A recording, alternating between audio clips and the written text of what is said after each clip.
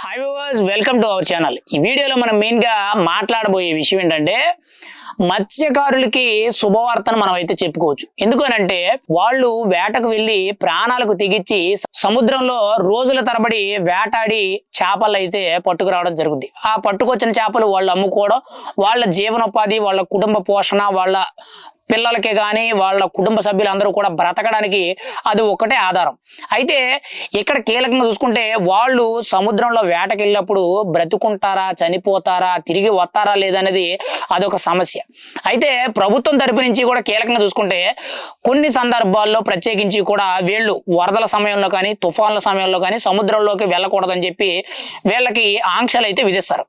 పైగా వీళ్ళు చాలా రిస్క్ చేసి మరీ కూడా అందులోకి వెళ్ళడం జరుగుతుంది. గత ప్రభుత్వంలో వీళ్ళకి వేటకు వెళ్ళినప్పుడు కీలకంగా చూసుకుంటే 10,000 రూపాయలు అనేవి ఇవ్వడం జరిగింది.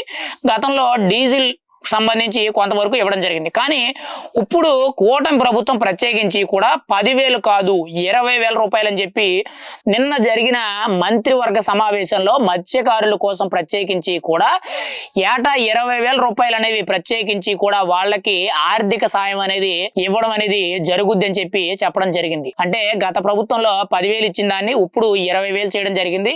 ఇంకా డీజిల్ మీద వాటి మీద సబ్సిడీలు కూడా ఇవ్వడం జరుగుతుంది. ఇంకా వాళ్ళకి కావాల్సిన మెయిన్ గా ఏవైతే కొన్ని ప్రధాన సమస్యలు ఉంటాయో అవన్నీ కూడా ప్రభుత్వం దృష్టికి తీసుకురావడం జరిగింది.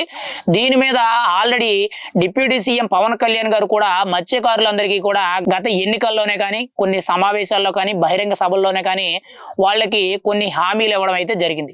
కానీ ప్రస్తుతానికి చూసుకుంటే నిన్న మంత్రివర్గ సమావేశంలో మత్స్యకారులందరికీ కూడా 20,000 రూపాయలు అనేవి రేపు ఏప్రిల్ నుంచి వాళ్ళ అకౌంట్ లో జమ చేయడం జరుగుద్దని చెప్పి ఒక శుభవార్త అయితే చెప్పడం జరిగింది. అంటే గతంతో పోల్చుకుంటే కొంతవరకు కూడా బెటరే. యాక్చువల్గా గతంలో 10,000 ఇచ్చి కొంతవరకు కూడా డీజిల్ ఇలాంటివి ఇవ్వడం జరిగింది. ఇప్పుడు దాన్ని ఇంకా పెంపొందించే విధంగా ఇంకా మౌలిక సదుపాయాలు అనేవి వాళ్ళకి వెసులుబాటు ఉండే విధంగా మెయిన్గా హార్బర్లన్నీ కూడా సరిగ్గా ఉండే విధంగా వాళ్ళకి కొత్త హార్బర్లు నిర్మించే విధంగా వాళ్ళకి వెసులుబాటు కల్పించే విధంగా వాళ్ళకి ప్రతి విషయంలో కూడా కొంత రాయితీలు ఇచ్చే విధంగా ప్రభుత్వం అయితే నిర్ణయాలు తీసుకోవడం జరుగుతుంది. ఖచ్చితంగా రాబోయే రోజుల్లో ఇంకా మత్స్యకారులు కూడా ఒక మంచి శుభవార్తలు అయితే రావనున్నాయి. ప్రస్తుతానికి చూసుకుంటే వాళ్ళకి 10,000 కాదు 20,000 రూపాయలు అనేది ఆర్థిక సాయం అనేది ప్రత్యేకించి కూడా వాళ్ళకి ప్రభుత్వం తరపున ఇవ్వడం అయితే జరుగుద్ది. ప్రస్తుతానికి నిన్న జరిగిన మంత్రివర్గ సమావేశంలో అయితే ఈ కీలక ప్రకటన అయితే చేయడం జరిగింది. ఇంకా వాళ్ళకి ఎటువంటి మౌలిక సదుపాయాలు ఉన్నా కూడా ఆల్రెడీ వాళ్ళకి సంబంధించి కీలకంగా చూసుకుంటే వాళ్ళకి సంబంధించిన ప్రధాన సమస్యలు ఏవైతే ఉన్నాయో డిప్యూటీ సీఎం గారి దృష్ట్యా మెయిన్ గా సీఎం చంద్రబాబు నాయుడు గారి దృష్ట్యా పెట్టడం జరిగింది.